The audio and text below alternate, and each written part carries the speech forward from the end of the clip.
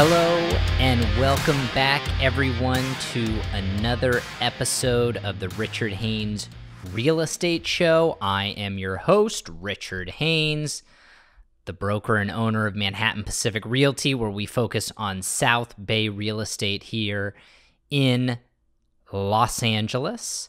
The markets, as you know, that we like to cover are Manhattan Beach, Hermosa Beach, Redondo Beach, and the Palos Verdes Peninsula. I think we have some fun stuff to talk to you about in this week's episode. It is April 28th, 2021. April 28th is a special day in my world because it is my wife's birthday. Nicole, happy birthday. I love you. I hope you have a great day, and I'll see you later tonight. Nicole is an amazing wife and mom to our two crazy kitties under 2. So she's a rock star, and I wanted to make sure I said happy birthday. For today's show, we're going to run the gambit between Hermosa, Manhattan, then to Palos Verdes, and then to South Redondo. The three topics at hand is I'm really going to focus in on the Hermosa Strand. That's topic number 1. Topic number 2, we're going to focus on Palos Verdes and the Los Verdes submarket. I focused on Los Verdes in the past, but there's just been some amazing sales happening, and it's worth noting again to show you what's happening in PV. And then to wrap it up, topic number 3, South Redondo, more particular, or in particular, the avenues and some amazing land value runs that are pushing prices up that will be bullish for existing homes and new construction homes as well. So let's get it started with topic number 1 on the Hermosa Strand.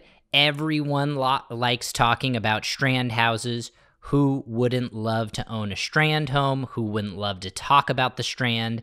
It's beautiful homes, beautiful views, and big, big prices. That's why we watch $1 Million Listing, et cetera, et cetera. There is something intoxicating about this amazing beach real estate. And in a nutshell for most of the show, is the market has been on fire, insanely on fire. And even when the market's hot, sometimes luxury real estate isn't hot, and sometimes the Strand isn't hot because it's a very speculative market, especially in the short and medium term. You are almost guaranteed to make money on the Strand over the very long term. In fact, probably loads of money compared to any other real estate, but really in the short to medium term, it's very speculative and can move up and down from sale to sale. That being said, the Hermosa Strand has recaught fire with the rest of the marketplace.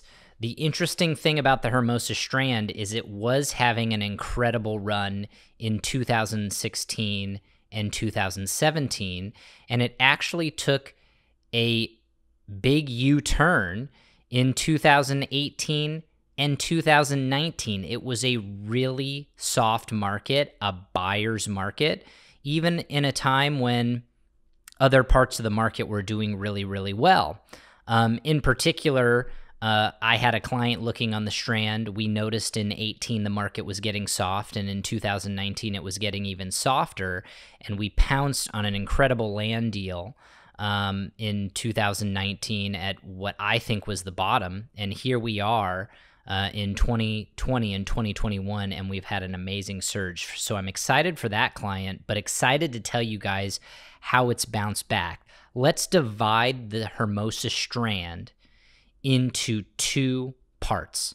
We'll call one the south end, south of Pier, and one the north end, north of Pier. The south end tends to sell for smaller dollar amounts. It's considered less desirable, a little bit busier, farther away from Manhattan Beach, where the north end of Hermosa, you get the best of both worlds, where you're kind of right in the middle of Hermosa and Manhattan, and it's a little bit quieter, and in some cases you get bigger lots.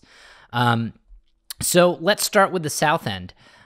What's very interesting is after the South End lagged, ending in 2019, and we started to have the comeback in 2020, the rebound from the coronavirus, we saw a spec sale close at $8.2 million on the South End, a 4,000 plus square foot spec sale, $8.2 million, which was a great price. It was actually a rebound off of a very poor performance from a spec sale a couple of years ago. And that was our first sign that the market was strengthening. In 2021, we saw another spec sale, better executed, but the same size in a very similar location, jump and sell for close to $9.9 million. And let me correct that. It hasn't sold officially for $9.9 million, but it was only on the market for a couple of months, asking above 9.9, and it feels like they're going to get around that number.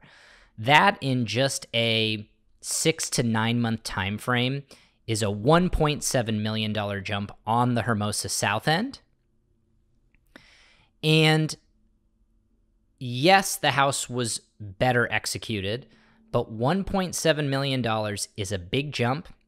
In fact, it's close to a 20% jump from its previous spec sale on the South End. So that is such an insanely bullish tone on this market of having two really solid spec sales. And if this one closes anywhere near 9.9 million, the Hermosa Strand is a total seller's market. To give clarity to the north end of the Hermosa Strand, this is actually where the most strength comes from, because if the north runs really strong, it pulls up the south end with it, and while we're probably seeing some strength in the spec sales, but the north end has seen not just velocity of sales, but big dollar amount sales. The north end has 8-figure sales, so I'm talking 10 million plus. They were a rarity back a couple of years ago and really reserved more for Manhattan Beach. Now we're having 3 and 4 8-figure sales in 1 year post-pandemic, which is driving the market so strongly on the north end and really doing wonders for the south end. Let's jump into what that looks like. We had a $14.25 million home sale, not brand new, but very well executed, a little over 10 years old. That was an unrealistic seller that listed the property not once, but twice for $20 million. They eventually got realistic, chopped the price, and made a deal at $14.25 million. That's just a huge number for the Hermosa Strand, and that rising tide helps to lift all boats. And you saw that in a gorgeous spec sale, really well done. And in fact, rather than going 4,000 plus square feet like a lot of developers do and max out the lot, they did an undersized build to save money, but go higher end on the finishes. That property in 2019 looked like they were going to get smashed with how weak the market was because they had bought it earlier. And today they sold it for $11.57 million. And from a price per square foot standpoint, they sold it for over $3,000 a square foot, which is a record on the MLS on the Hermosa Strand. So it just is a credit to the incredible strength on the Strand and some big price jumps and record sales that are just keeping this market going gangbusters. And just as the quick aside on Manhattan Beach, in the last 6 months, in MB, we've seen 5 8-figure sales, with 2 more currently in escrow. So it's not unique to Hermosa. Manhattan's Strand is going bananas. Now, 8-figure sales are kind of the norm now on the Strand in Manhattan Beach, but to have 5 close in the last 6 months and another 2 in escrow, that's just unbelievable strength for some of the most coveted beach real estate in the South Bay. So that's our Strand report on topic number 1. Topic number 2, we're going to go to Palos Verdes and the Los Verdes submarket. I've talked about this market a lot in my weekly blog. I recently had a sale at the beginning of the year in Los Verdes. that broke the price per square foot record, that had, incredible bones and amazing views, and was an amazing project that almost 20 offers came in on. And I thought we may have found the top with that sale. No.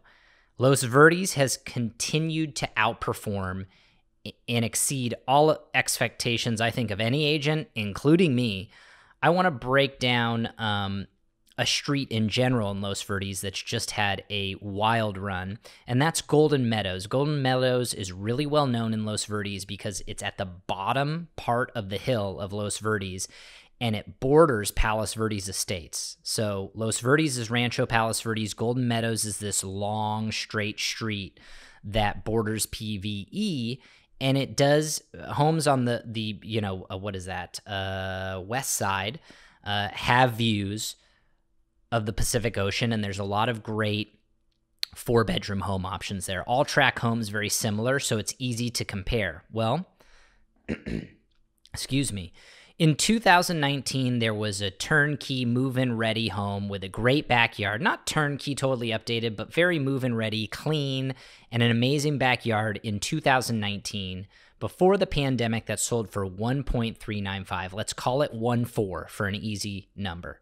In 2020, coming out of the pandemic, there was a Golden Meadows fixer property that sold for slightly less, $1.23 million. Let's call it 1.2, so $200,000 less. Similar size backyard, views, etc. That was Golden Meadows then. Golden Meadows now has experienced an amazing uptick. There was a fixer that closed just a month ago for $1.51 million. And it wasn't on the view side of Golden Meadows. That is 1.2 to 1.5. That's a $300,000 jump, or a 25% jump in price on a fixer home. And then there was a recent listing that came out that I had a client write an offer on that asked $1.65 million. I actually blogged about it saying, look, there were 9 offers. We were not countered. So I said, you know what? They're probably going into the 1.7s for sure. In fact, they are for sure going into the 1.7s. And I said, if there's someone really, really eager, they might go into the 1.8s, and that would be an all-time high on Golden Meadows. Well, I was wrong. I thought an all-time high at 1.8 million would be it. And it exceeded all expectations and ultimately closed for $1.92 million. Insane. If you know Los Verdes, that's a big number. That's $950 a square foot. And when you go $1.92 million compared to a 2019 sale that was almost identical at 1.4, that's a $500,000 jump. I mean, let that sink in. If you had bought 18 months earlier, you have a $500,000 jump on your $1.4 million purchase. That is a 40% increase in price on Golden Meadows.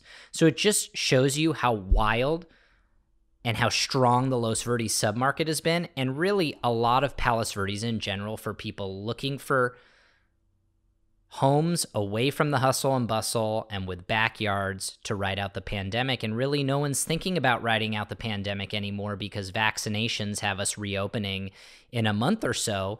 But it seems like the psyche of buyers today, this backyard space, suburban, close to the beach and or commuting to city areas, is here to stay.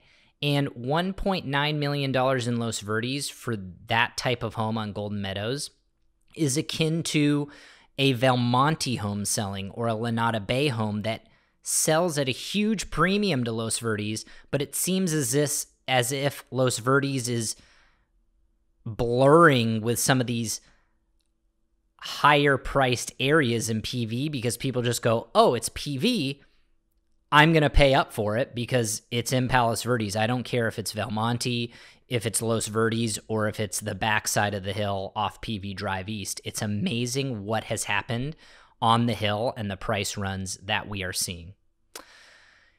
To wrap up with topic number 3, I want to close with South Redondo and the avenues. Everyone loves talking the avenues. It's a magical little submarket within South Redondo, and you've got different pockets of the avenues west of PCH. You have the avenues between PCH and Prospect, and then you have the avenues east of Prospect. Today, I'm going to talk about lot sales east of Prospect.